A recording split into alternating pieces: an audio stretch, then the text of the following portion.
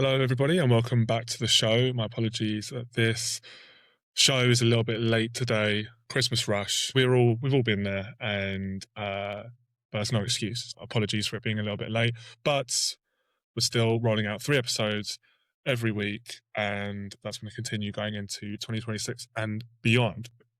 The show today is talking about graphic design in 2026, or being a designer in 2026 in general. And the question is it dead? There's a lot of forums and a lot of other podcasts, forums like Reddit, online, see a lot. Is graphic design dead because of AI, the speed and accessibility of AI can lead us to believe that creativity and graphic design is dying out, is being crushed by AI? My answer to this is a definitive no, but that doesn't mean that the landscape itself hasn't changed, because it definitely has. So to anyone who is fearful of graphic design being dead, it's a valid concern. I really want to validate that feeling. The issue is that AI tools can generate professional looking work in seconds. And this can be scary, but what I want to get across is that this is only really scary, this is only terrifying to those who focus only on execution. AI is a master of execution, but I don't think it's a master of creativity. So in that sense, the real danger isn't AI doing the work, it's AI magnifying a lack of original thought that was there, that has been there with or without AI. It just exposes it. AI just exposes a lack of original thought, a lack of creative ideas. So for this reason, the future belongs to the idea generator, not the mouse clicker, if we want to use that as a somewhat of a punchy, clippable framework. So my understanding of creativity is that there is a 2-part process, really. That we can split the 2 parts into multiple other parts, but in the grand scheme of things, there's a 2-part process when it comes to creativity. And then we can look at where AI fits within this entire process. So the creative process can be broken down into 2 core phases. There's ideation, which is the thinking, the conceptualizing, the breakthrough, the original idea, the framework. And then the execution, which is rendering the idea, the polish, and the final delivery. Obviously, there are other parts within those, which I outlined, but for all intents and purposes, let's say that you've got ideation and execution. So the important thing is that we maintain a human-centric advantage when it comes to ideation. So Austin Kleon, for anyone who's unaware of Austin Kleon, he wrote a book called Steal Like an Artist, which is part of a greater series. There's Steal Like an Artist, there's Show Your Work, and there's another one. I've got all 3. I can't remember what the final one's called though. And he has a philosophy about this. So he says in Still Like an Artist, he says, the computer is really good for editing your ideas, and it's really good for getting your ideas ready for publishing out into the world, but it's not really good for generating ideas. There are too many opportunities to hit the delete key. The computer brings out the uptight perfectionist in us. We start editing ideas before we have them. And I've really felt this. A lot of the time, because of tight timelines or whatever, I'll just kick off straight on the computer. And with this quotation, we can now replace computer with artificial intelligence. So AI is really good for editing your ideas, and it's really good for getting your ideas for publishing out into the world, blah, blah, blah, blah. And it will become better at that stuff. But coming up with the ideas is a human-centric thing. It's the best ideas come from us in a more authentic, natural way. And I've been victim of almost doing it in reverse, because I'm so obsessed with using technology and using a computer. It's very easy to hit Command Z and just undo things. There have been so many times where I've been like tidying or something and I make a mistake, something which is very human. I've made a mistake and I'm like, oh, Control Z or Command Z or whatever. And obviously you can't do that in the real world, but it's crazy that I'm trying to bring technological language into the real world rather than doing it the other way around. So for me, that was a real warning sign that maybe I'm relying too much on the computer. So to summarize, AI is right now, it's a very good prototyping tool, I'd say, but looking towards 2026, it's going to trend towards being the ultimate execution tool. It's a very sophisticated digital desk. Austin Kleon has this idea where he has two desks, one analog and one digital. And the analog desk is for ideation, and the digital desk is for execution, more or less. And AI is becoming the most sophisticated, accessible digital desk, really. It can make your existing ideas look really professional and look great very quickly, but you still need to bring the idea itself to the table. And this is referring to creative quote unquote work. When it comes to researching, AI can be a great assistant researcher, but it's not going to come up with the thesis for you. You might be able to bounce ideas off it, but it won't be able to come up with a thesis for you. It won't be able to come up with the creative idea for you. I think there's creativity in all walks of life, in all industries. And it's important to understand where the creative work lies, therefore where the human brain can be leveraged the most, and then where the execution work lies, i.e. where AI can be leveraged the most. We need to be working in tandem with AI. So if the greatest ideas come from analog thinking, there is actually a scholar or maybe a philosopher who said all ideas that don't come to us, or the only ideas that come to us when we're on a walk are worth pursuing, basically. So we've all been there. It can be on a walk, it can be in the shower, and ideas come to us. My working theory is that it's because there's a lot of white noise, which allows our brain to just explore everywhere else. There's not a lot of stimulation for the brain. There's just white noise, which allows it to just be calm. It's almost like, if anyone's seen Stranger Things, it's almost like the sensory deprivation tank. We're trying to put ourselves into that so that we can come up with creative ideas. That's why we get great ideas when we're on a walk. That's why we get great ideas when we're in the shower or when we're about to go to sleep, whatever it might be. So if the greatest ideas come from analog thinking, what does it mean to outsource our thinking, quote unquote, to this incredible new digital tool called AI? And this is almost like a silent crisis where it comes to us outsourcing our critical thinking in work and in life.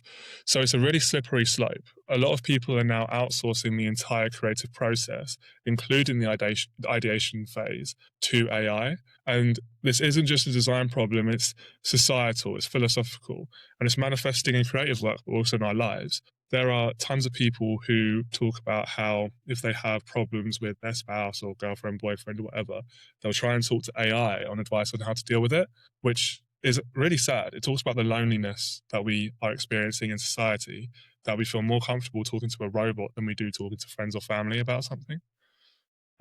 So just some data points on this.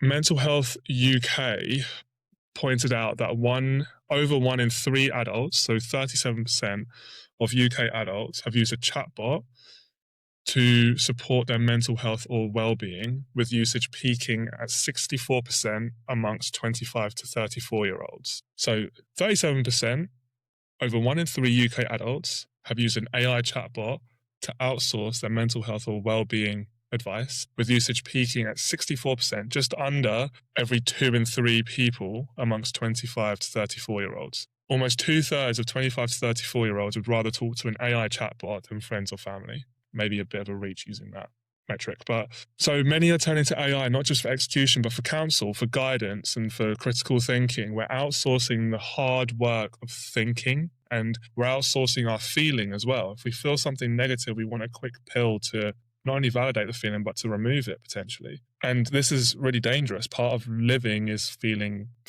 right? It's feeling everything from the positives to the negatives. When it comes to design, this results in AI slop, which is what the internet started calling it, or the uncritical, you're absolutely right kind of output. You know, when you put something into AI and you're just speculating and AI will just validate you immediately and say, you're absolutely right, Jaden. That's the kind of response that we're getting with our design. It's really superficial. It doesn't challenge us whatsoever. It's not going to cut through the noise. And there's a lot more noise now. It's AI slop, or what I like to call you're absolutely right design, where a creative professional can't determine if the idea is actually good, only if the execution itself is fast. If we're outsourcing the entire creative process and we haven't done the work to be able to determine what is good creative work, and we're just leaving that to AI, we're just going to get yes, yes, yeses. And in return, we're going to give yes, yes, yeses to AI. And that's where the barrier to entry is so low, which means that the level of execution, the level of taste is also really low, which is why there is so much shit out there. So how do we prevent this intellectual atrophy, this design atrophy? We need a clear, non-negotiable principle for engaging with AI, which should be the golden rule for all creatives. And I think that all humans are creative. So I'm going to tell a little anecdote now about what my old pub manager taught me about managing in general. So she knows who she is, I would imagine. Hello, if you're listening to this. So it was a really simple but powerful lesson that I learned as a teenager when I was working at a pub. And she would work really, really hard on shifts, as would we all. And I was kind of like, wow, you're working really hard. Like if there was something to do, she would do it as her first port of call. And she'd never ask someone else to do a job that she wouldn't be willing to do herself. And that's what she told me. I was like, wow, you're working really hard. You're doing all this stuff and like you're kind of doing a lot of the work for us. And she was like, yeah, I'm not going to ask you to do anything that I wouldn't want to do myself. And the thing is, I can do it, so I'll just do it. And I think this is something that we should apply to this AI partnership, and it's a partnership, right? We need to think of AI as an incredibly fast, highly skilled executive. And what is an executive? Is someone that executes on tasks. So the golden rule is to never ask AI to execute a task which you do not possess the critical thinking and intellect and ability to judge its quality. If you can't put AI through the ringer, we're going to end up with slop. So to use an analogy which is probably more on the nose, if we consider ourselves as the creative director or the professor, and AI is the executive or the student or the junior designer. So it can deliver a comprehensive report for research. It can execute a complex visual mock-up or something, but we need to be the expert who verifies the links in terms of research or the bibliography or whatever. And we also need to be able to critically assess the aesthetic quality of the mock-ups. These are really crude examples, but it's important to put AI through the ringer. It's vital. So for example, when it comes to mockups, instead of us spending hours in Photoshop creating a render for the Las Vegas sphere, for example, we can sketch out the concept, use a precise visual prompt, and I do think that prompting is going to become really important as we move forward. And then AI can mock it up pretty instantly, and then you can have a conversation about where it can improve. But the value there is still in the initial concept and the prompt's specificity. AI is just making it quicker to get the idea from our heads into reality. So if AI is such a powerful tool for professionals, why are clients who now have access to it still failing to produce good work? And why are they still needing us? And this is where I don't think design work is dead. So this is where we as designers, we as creatives can see a long-term victory regarding or because of our expertise over the quick fix slop that AI can produce right now. So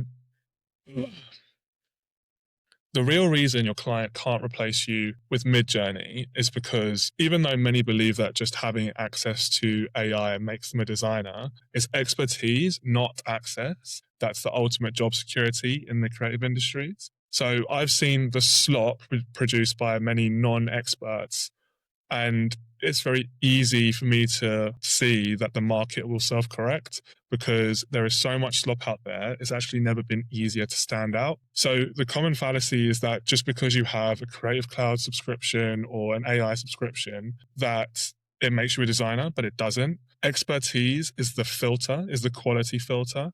So AI is only as good as the person that's giving the prompt, and it's only as good as the person who can put the final result through the ringer and see whether it's actually good, determine whether it's actually good. And a lack of those expertise is what results in AI slop. It's fast, but it's critically flawed, it's uninspired, and it can be contextually wrong. It can lack taste and all of these different things. And long-term clients will always return to the professional who can supply the conceptual depth and critical eye. So the important thing for us to do is to focus on deepening our expertise, which is one thing that AI just can't generate. Expertise is going to be king, the ability to determine what's good and what's bad, what's something of high taste and low taste, what fits in the right context. All of these different things that we've had to think about in design anyway are all going to be really important, but AI is just going to be good at executing based on our expertise. It's a co-pilot, not the pilot itself. So, will clients use AI tools and simply just dismiss designers? In the short term, maybe, but I think it's going to self-correct, because if everyone is using AI and producing AI slop as a result, then as I said, it's going to become easier to stand out. You know, it's the whole thing about, if everyone in the world is pretty average, then it becomes very easy to become above average. Let's take an example like the gym, right? The average person might work out twice in a month.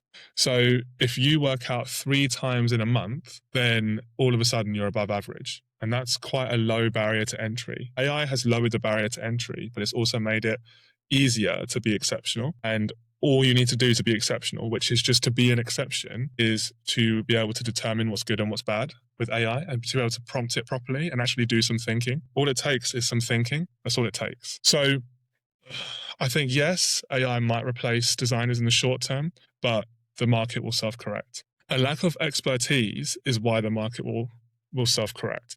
The person wielding the tool will lack the design theory, history, or context to prompt it correctly or to assess its output critically enough.